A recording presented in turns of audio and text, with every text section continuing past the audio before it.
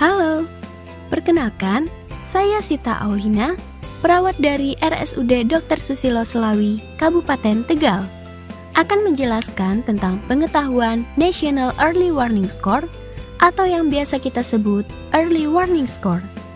Video ini ditujukan kepada tenaga medis perawat yang ada di rumah sakit. Mengenal Early Warning Score. Apakah itu Early Warning Score? Early Warning Score merupakan suatu sistem penilaian deteksi perburukan kondisi fisiologis pada pasien. Tanda penurunan atau perburukan kondisi ini muncul 6-8 jam sebelum pasien mengalami kegawatan. Apakah pentingnya Early Warning Score? Early Warning Score dapat menunjukkan tanda-tanda awal perburukan kondisi pasien. Dihitung dengan menggunakan tanda vital pasien. Manfaat Early Warning Score. 1. Standarisasi teknik deteksi perburukan kondisi pasien. 2. Standarisasi tingkat perburukan kondisi pasien. 3. Membantu pengambilan keputusan klinis dengan cepat dan tepat sebelum pasien mengalami kegawatan. Apa yang harus diperhatikan? Early Warning Score tidak menggantikan penilaian klinis yang kompeten, sehingga ketika perawat khawatir tentang perawatan pasien harus ditingkatkan, pengawasan dapat ditingkatkan terlepas dari skor Early Warning Score dan disarankan dilanjutkan screening untuk sepsis saat ada Early Warning Score kurang lebih dari 5. Apa saja parameter Early Warning Score? Ada 7 parameter Early Warning Score. 1. Pernafasan. 2. Saturasi oksigen. 3. Tekanan darah. 4. Nadi. 5.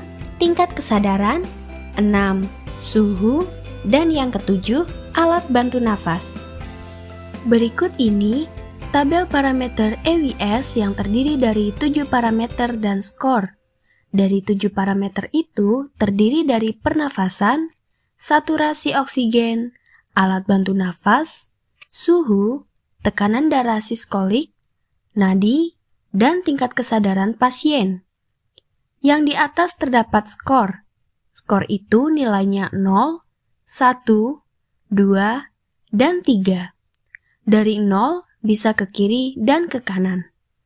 Kita bisa menghitung skor EWS dengan melihat kondisi pasien dan hasil pengukuran tanda-tanda vital. Setelah muncul skor, maka kita bisa melakukan intervensi tindakan yang akan kita lakukan.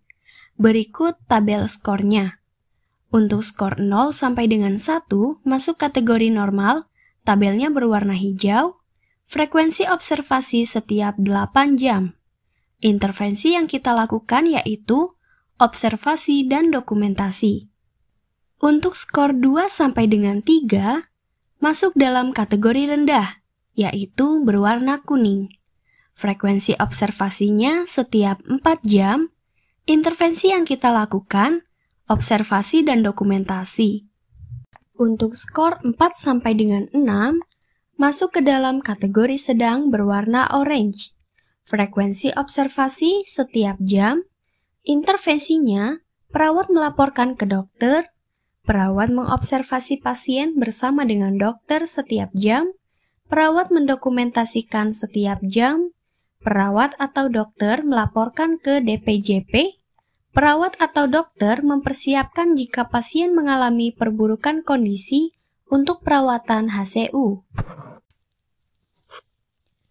Untuk total skor lebih dari atau sama dengan 7, masuk kategori tinggi berwarna merah.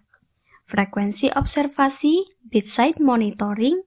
Intervensi yang kita lakukan adalah observasi yang dilakukan oleh perawat atau dokter jaga atau DPJP atau intensivis. Pemantauan pasien secara terus-menerus dan didokumentasikan per jam.